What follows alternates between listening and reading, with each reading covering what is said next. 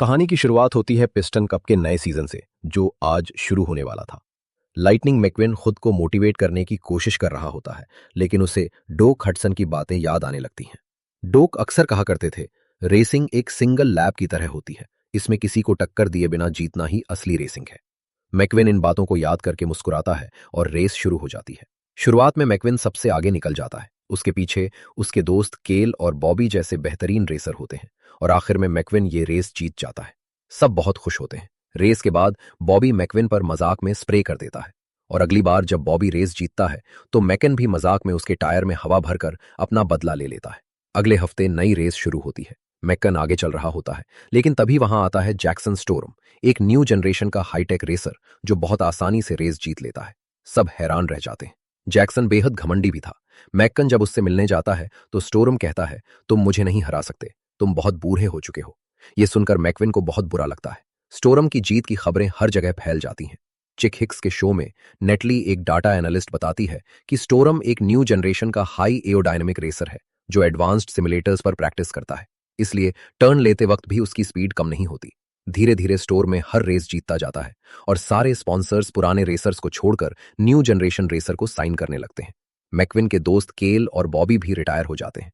मैक्विन केल से पूछता है कि वो क्यों रिटायर हो रहा है। केल कहता है, मेरे अंकल ने कहा था, जब न्यू जनरेशन रेसर्स ट्रैक पर उतरेंगे तो तुम्हें खुद ही समझ आ जाएगा कि रिटायर होने का वक्त आ गया है। और वो चला जाता है।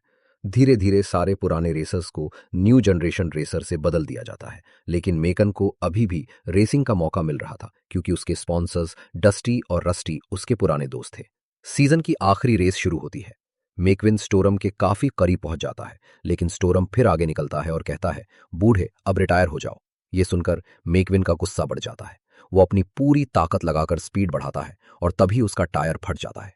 मेकन का खतरनाक एक्सीडेंट होता है, बिल्कुल वैसे ही जैसे सालों पहले डॉग के साथ हुआ था। 4 महीने बीत जाते हैं। मेकन अब ठीक तो हो चुका था, लेकिन अंदर से टूट चुका था। उसे याद आता है कि जब डॉग का एक्सीडेंट हुआ था तो उन्हें बिना मौका दिए रेसिंग से बाहर कर दिया गया था, और उनकी जगह एक नए रुकी को साइन कर लिया गया था। मेकविन बहुत उदास होता है। तभी सैली उसके पास आती है और उसे समझाती है, तुम्हें खुद को बदलना होगा, पहले से बेहतर बनना होगा, तभी तुम फिर से जीत पाओगे। 2 हफ्ते बाद नया सीजन शुरू हो रहा है। तुम्हें कुछ नया ट्राई करना चाहिए। मेकविन उसकी बात समझ जाता है। तभी मैटर भी वहां आ जाता है। मेकविन उसे बताता है कि उसके दिमाग में एक आइडिया आया है और उसे तुरंत डस्टी और रस्टी से बात करनी है। मैटर उन्हें कॉल करता है और मेकविन के सारे दोस्त वहां इकट्ठा हो जाते हैं।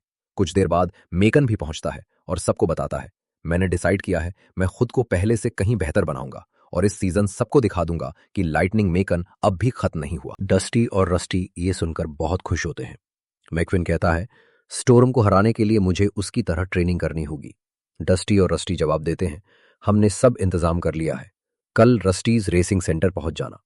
मैक्विन ये सुनकर बहुत खुश होता है और सब उसके नए सफर की तैयारियां करने लगते हैं। रमोन मेकन को नया पेंट करता है और उसे बिल्कुल पहले जैसा चमका देता है। ये देखकर उसके सारे दोस्त बहुत खुश होते हैं। मैक्विन अपने दोस्तों के साथ रस्टीज रेसिंग सेंटर के लिए निकल पड़ता है। सुबह होते होते वे उस विशाल और हाईटेक ट्रेनिंग सेंटर में पहुंच जाते हैं। जैसे ही मैक्विन वहां पहुंचता है, मीडिया वाले उसे घेर लेते हैं और उससे रिटायरमेंट के बारे में सवाल करने लगते हैं। लेकिन मैक्विन कोई जवाब नहीं देता और सीधे अंदर चला जाता है। अंदर पहुंचकर मैक्विन उस रेसिंग सेंटर को देखकर दंग रह जाता है। तभी डस्टी और रस्टी भी उसके पास आ जाते हैं। मैक्विन उनसे पूछता है, ये सब तुमने कैसे कर लिया? डस्टी थोड़ा झिझकते हुए कहता है, लाइटनिंग छोटे मोटे कारोबार वाले इतना बड़ा सेटअप नहीं बना सकते, और हम तुम्हारी जरूरतों को अब पूरा भी नहीं कर पा रहे थे, इसीलिए हमने रस्टीज बेच दिया है। मैक्विन हैरान रह जाता है। वे आगे बताते हैं, हमने रस्टीज को एक बिजनेसमैन स्टर्लिंग को बेच दिया है।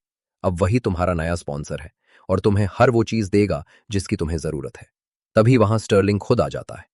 वो मेकन से मिलकर बेहद खुश होता है और कहता है, मैं आपका बहुत बड़ा फैन हूं, आपको स्पॉन्सर करना मेरे लिए गर्व की बात है।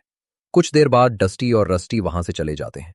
मेकविन थोड़ा इमोशनल हो जाता है, क्योंकि उसने महसूस किया कि उन्होंने ये सब सिर्फ उसके भविष्य के लिए किया था। तभी मेकविन देखता है कि वहां डोक की और उसकी सारी पुरानी चीजें एक जगह सजाकर रखी गई हैं। स्टर्लिंग आकर बताता है, यहां हर वो मिट्टी मौजूद है जहां जहां डोक ने रेस की थी। थंडर हॉलो की फायरबॉल बीच की। फिर स्टर्लिंग कहता है, अब तुम्हें अपने फ्यूचर की तैयारी करनी होगी। वो मेकविन को एक इलेक्ट्रॉनिक ट्रेनिंग सूट पहनाता है, जिससे उसकी स्पीड, स्टैमिना और हेल्थ का हर डेटा रिकॉर्ड हो सके। स्टर्लिंग उसे अंदर लेकर जाता है और बताता है, हर नए रेसर का सपना होता है कि वो इस ट्रेनिंग सेंटर में प्रैक्टिस करे।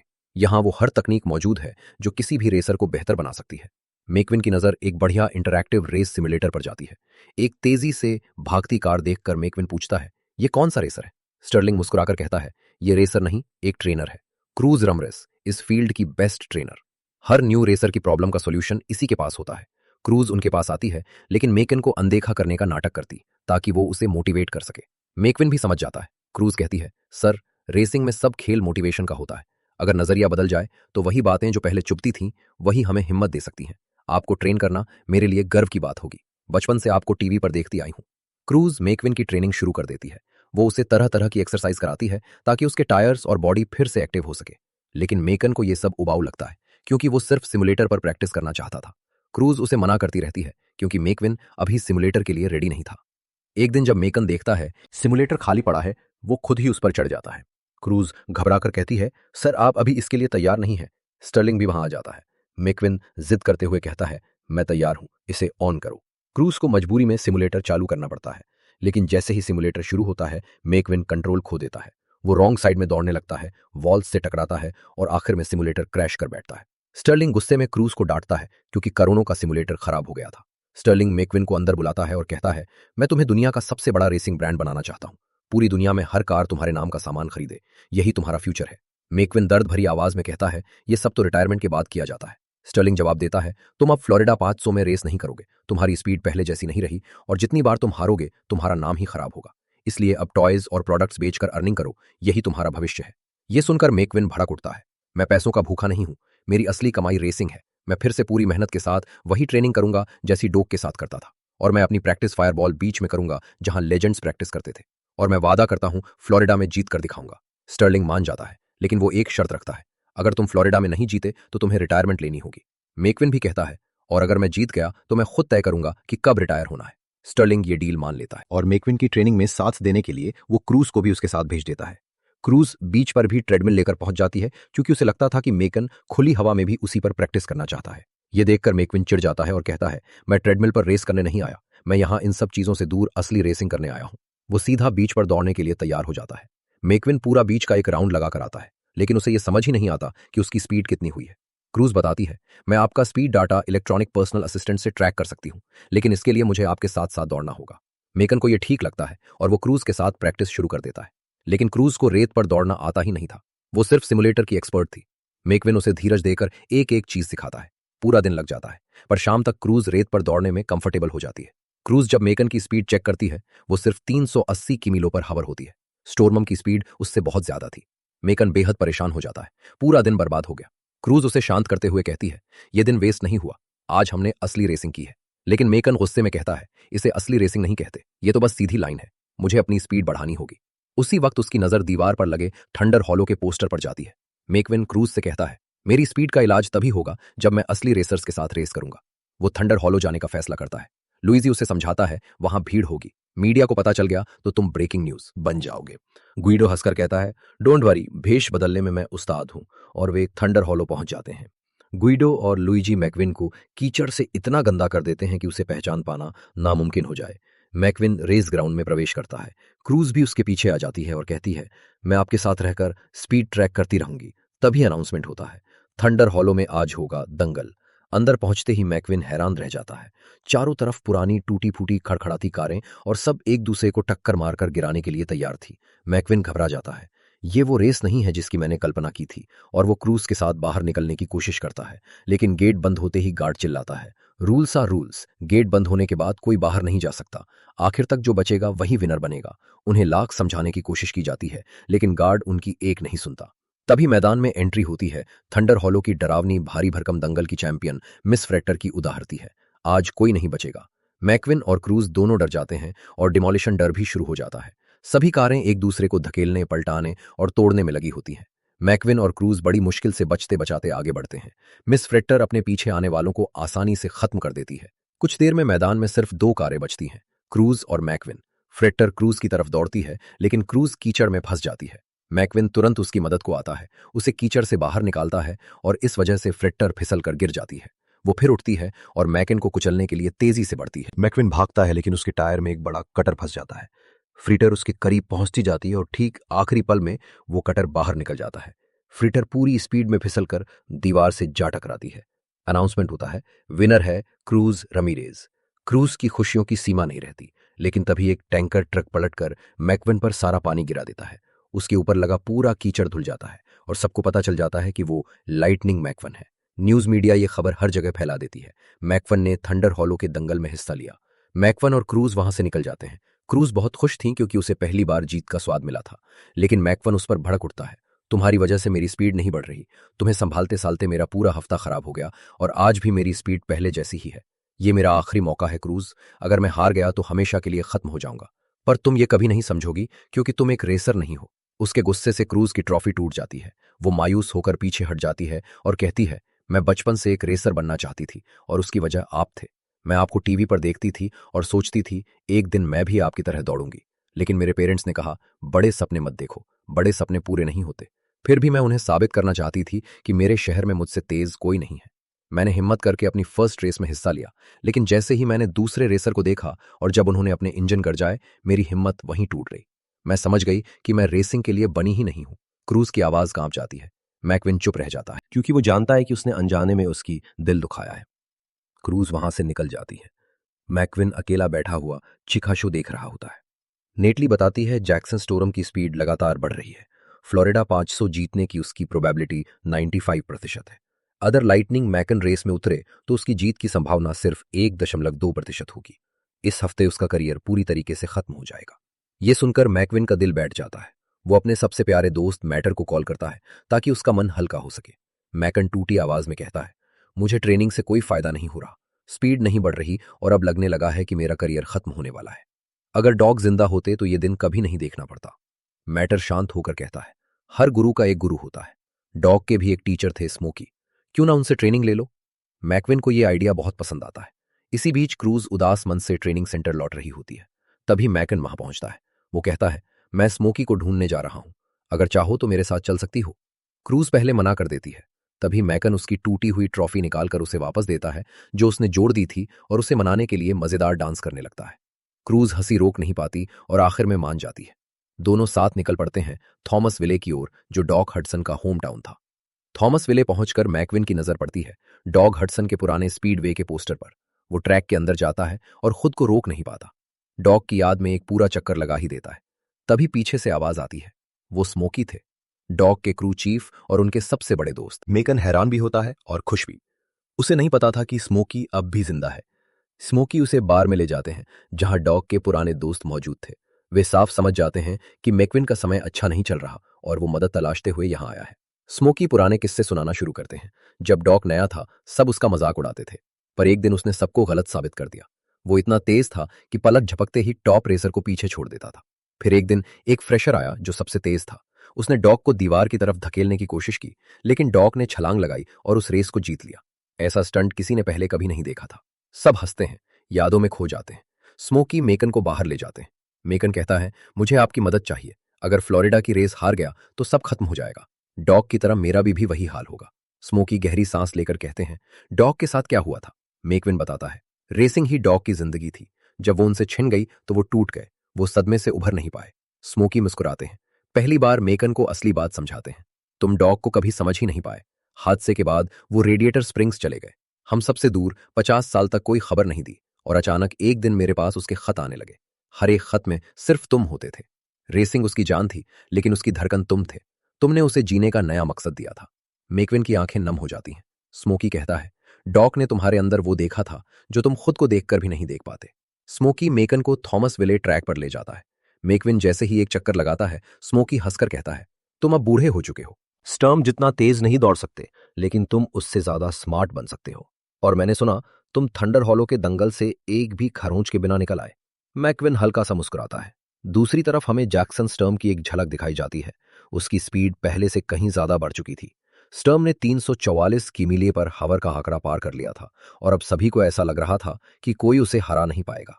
स्मोकी मैकविन को तेज बनाने के लिए क्रूज को फेक स्टॉर्म बना देते हैं ताकि मैकविन असली हालातों में प्रैक्टिस कर सके। वो क्रूज को काफी आगे खड़ा करते हैं क्योंकि मैकविन फ्लोरिडा की क्वालिफाइंग राउंड में गया ही नहीं था, इसलिए उसे पीछे से पूरा गैप कवर करना होगा। स्मोकी कहते हैं, 3 राउंड्स में क्रूज को पकड़कर दिखाओ। लेकिन मैकन पकड़ नहीं पाता। तब स्मोकी एक नया तरीका अपनाते हैं। वो मैकन को अलर्ट रहना, हर छोटी चीज पर कंट्रोल रखना और मुश्किल हालात में बैलेंस बनाने की ट्रेनिंग शुरू कर देते हैं। स्मोकी मैकन को खेतों में ट्रैक्टरों के बीच छोड़ देते हैं ताकि वो चपलता सीख सके। मैकन छोटी छोटी जगहों से निकलना, फुर्ती से बचना सब सीखने लगता है। क्रूज भी मैकन के साथ ट्रेनिंग ले रही होती है। वो भी धीरे धीरे हर स्किल सीखती जाती है। अब रेस में सिर्फ 2 दिन बचे थे। मैकन दिन रात मेहनत कर रहा था। स्मोकी उसे एक खास राज बताते हैं। डॉग किसी को भी पछाड़ने के लिए इतना पास दौड़ता था जैसे च्युइंगम से चिपक गया हो। यही ड्राफ्टिंग कहलाती है। मैकविन कहता है, ड्राफ्टिंग मैंने कभी ट्राई नहीं की। स्मोकी जवाब देते हैं, पहले तुम फास्ट थे, किसी से भी आगे निकल जाते थे, लेकिन अब तुम स्लो हो गए हो, इसलिए तुम्हें वो चीजें सीखनी होंगी जिन पर पहले तुमने कभी ध्यान ही नहीं दिया। ट्रेनिंग जारी रहती है। मैकविन की स्पीड धीरे धीरे बढ़ने लगती है। रात में स्मोकी उन्हें जंगल में ट्रेनिंग करवाते हैं, क्योंकि वो डोक और बाकी रेसर को यही ट्रेन करते थे। मैकविन और क्रूज बिना हेडलाइट्स के अंधेरे में दौड़ते हैं, अंदाजे से पैरों से बचते हुए। आखिर वो दिन आ ही जाता है। फ्लोरिडा में सीजन की पहली बड़ी रेस। पूरा फ्लोरिडा एक उत्सव की तरह जगमगा रहा था। नेटली बताती है, आज स्टोरम को कोई नहीं हरा पाएगा। मैकविन ट्रैक पर पहुंचता है। वो खुद को कॉन्फिडेंट करने की कोशिश करता है, लेकिन अंदर से घबराया हुआ है। उसके दोस्त और सैली भी उसे सपोर्ट करने पहुंचते हैं। सैली कहती है, मैकविन आज तुम ही जीतोगे। तभी जैक्सन स्टोर आता है और क्रूज का मजाक उड़ाता है। रेस शुरू होने वाली होती है और मैकविन लास्ट पोजीशन पर होता है। स्मोकी उसके क्रू चीफ बन चुके थे। वो मैकविन से कहते हैं, बस उस बात पर ध्यान दो जिसके लिए तुम यहां आए हो। रेस शुरू होती है। मैकविन धीरे धीरे कार्स को पीछे छोड़ना शुरू कर देता है। स्मोकी रेडियो पर कहता है, ट्रेनिंग याद करो, 3 लेब्स में स्टोरम तक पहुंचने की कोशिश करो। इधर स्टर्लिंग क्रूज के पास आता है और कहता है, तुम्हारा यहां कोई काम नहीं, वापस ट्रेनिंग सेंटर जाओ। क्रूज उदास होकर कहती है, मैं ये रेस देखना चाहती हूं। लाइटनिंग जीत के बहुत करीब है। स्टर्लिंग सख्त लहजे में कहता है, तुम रेसर नहीं हो, तुम सिर्फ ट्रेनर हो। क्रूज दुखी हुई वहां से चली जाती। मैकविन ये सब देख रहा था और उसे क्रूज की वो बात याद आ जाती है जब उसने कहा था कि मैकविन उसकी प्रेरणा है और वो कभी रेसर बनने का मौका पा ही नहीं सकी। लाइटनिंग समझ जाता है, क्रूज को एक दूसरा मौका मिलना चाहिए। कुछ देर बाद ट्रैक पर कई कार्स क्रैश हो जाती हैं।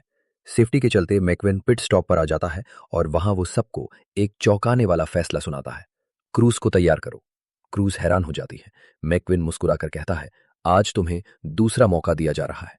रेस शुरू मैंने की थी, लेकिन खत्म तुम करोगी। स्टर्लिंग गुस्से में चिल्लाता है, ये रूल्स के खिलाफ है, मैं इसकी इजाजत नहीं दूंगा। स्मोकी बड़े ठंडे दिमाग से कहता है, रूल्स में सिर्फ नंबर देखा जाता है, उसके अंदर कौन है ये नहीं। स्टर्लिंग फिर भी मानने को तैयार नहीं होता। तभी मैटर उसे मजे से पीछे धकेल देता है। अबे हट, लाइटनिंग का फैसला फाइनल है। लाइटनिंग के सारे दोस्त क्रूज को तैयार करने लगते हैं। नया सूट, नए टायर और क्रूज अपनी जिंदगी की पहली असली रेस में उतरने वाली थी। मैकविन कहता है, यह मेरा आखिरी मौका है जिससे मैं तुम्हें पहला मौका दे सकता हूं, इसलिए क्रूज इस चांस को मत गवाना। क्रूज गहरी सांस लेती है। मैकविन की बात उसके दिल को छू जाती है और वो रेस के लिए ट्रैक पर उतर जाती है। जैसे ही क्रूज फुल स्पीड में कार्स को पीछे छोड़ती है, पूरा स्टेडियम दंग रह जाता है। हर कोई फुसफुसाने लगता है, लाइटनिंग मैकन ने एक नए रेसर को उतारा है, ये तो आज तक एक भी रेस नहीं जीती। मैकविन पागल हो गया है क्या? क्रूज अचानक इतनी ऑडियंस देखकर घबरा जाती है। वो नर्वस होने लगती है। स्मोकी रेडियो पर चिल्लाते हैं, फास्टर क्रूज, फास्टर। लेकिन क्रूज की हालत और बिगड़ जाती है। मैकन स्मोकी को कहता है, उसे कहो वो बस एक हल्का फुल्का बादल है। स्मोकी क्रूज से यही बात दोहराते हैं। क्रूज मुस्कुराती है। उसे समझ आता है कि वो टेंशन से अकड़ रही थी। वो खुद को रिलैक्स करती है और फिर वापस तेजी से दौड़ने लगती है। मैकविन उसे याद दिलाता है, तुम्हारे पास हर मुश्किल का हल है। खेत याद करो, इमेजिनेशन याद करो। तो क्रूज अपनी कल्पना में सभी कार्स को ट्रैक्टर समझने लगती है और बाउंस करते हुए, सबसे बचते हुए तेजी से आगे निकल जाती है। लाइटनिंग पहली बार अपने क्रू चीफ बनने पर खुश होता है। क्रूज कुछ ही मिनटों में 3rd पोजीशन में पहुंच जाती है। यह देखकर जैक्सन स्टर्म उसके पास आता है। वो क्रूज को तोड़ने की कोशिश करता है। तुम रेसर हो ही नहीं, कॉस्ट्यूम बदलने से कोई रेसर नहीं बन जाता, तुम्हारी कोई औकात नहीं है। क्रूज की स्पीड कम होने लगती है। उसका कॉन्फिडेंस डगमगाने लगता है। मैकविन तुरंत बोलता है, स्टर्म तुमसे डर रहा है, उसे तुम में वो दिखने लगा है जो तुमने खुद में कभी नहीं देखा। क्रूज की आंखों में फिर से चमक लौट आती है। वो स्टर्म के पीछे पहुंच जाती है। वो डॉग का पुराना लेसन याद करती है और स्टर्म से चिंगम की तरह चिपक जाती है। स्टर्म इरिटेट होने लगता है। स्मोकी और मैकविन दोनों खुश होते हैं। यही है ड्राफ्टिंग, यही है डॉग की ट्रिक। अब बस आखिरी लैब बची थी। क्रूज फुल स्पीड में स्टर्म को पीछे छोड़ने लगती है। स्टर्म गुस्से में उसे दीवार की तरफ धक्का देता है, तुम इस ट्रैक के लायक नहीं हो। लेकिन क्रूज दीवार से टकराने से पहले डॉग की लेजेंडरी चाल रिपीट करती है। वो छलांग लगाती है, स्टॉर्म के ऊपर से फ्लिप करती है और सामने ट्रैक पर लैंड कर जाती है। क्रूज फिनिश लाइन पार कर लेती है और फ्लोरिडा रेस जीत जाती है। सभी रेसर उसे बधाई देते हैं। मैकविन खुश होता है। स्टर्लिंग मुस्कुराने का नाटक करते हुए क्रूज से कहता है, मैं चाहता हूं तुम मेरी टीम में रेस करो। क्रूज साफ मना कर देती है, मैं आपके लिए रेस नहीं कर सकती। तभी डाइनको के मालिक टेक्स पहुंच जाते हैं। हमारी टीम में आ जाओ, हमारे पास एक से बढ़कर एक रेसर है। मेकन खुश होता है। डायनाको का मॉडल बनना बहुत बड़ी बात थी। स्टर्लिंग गुस्से में मेकन की ओर मुड़ता है। डील याद है ना? तुम हार गए, अब तुम रिटायर हो चुके हो। सोमवार को फोटोशूट पर आ जाना। तभी अनाउंसमेंट स्क्रीन अपडेट होती है जिस पर क्रूज और लाइटनिंग मेकन दोनों का नाम लिखा हुआ था। मेकविन हैरान रह जाता है। स्मोकी मुस्कुराता है। रूल्स कहते हैं जो रेस शुरू करता है और जो फिनिश करता है, दोनों के नाम विनर बोर्ड पर आते हैं। तभी सैली स्टर्लिंग से कहती है, लाइटनिंग जीता है और वो तभी रिटायर होगा जब वो चाहेगा। स्टर्लिंग चुप रह जाता है। अब हम रेडिएटर स्प्रिंग्स देखते हैं। क्रूज अब डाइनको की नई मॉडल बन चुकी थी और मेकन ने उसे डॉग का लेजेंडरी नंबर 51 दिला दिया था। सब खुशियां मना रहे थे। तभी मेकन आता है, पूरी तरह डॉग हडसन की तरह नए पेंट जॉब के साथ। अब मेकविन क्रूज का क्रू चीफ था क्योंकि टेक्स ने रस्टीज को खरीद लिया था। क्रूज और मेकविन साथ साथ ट्रैक पर दौड़ते हैं। लाइटनिंग अब खुद लेजेंड बन चुका था और एक नए लेजेंड को आगे बढ़ा रहा था। कभी कभी जीतने का मतलब खुद आगे निकलना नहीं होता, बल्कि किसी और को आगे बढ़ाना होता है। और शायद यही जिंदगी की सबसे बड़ी जीत है।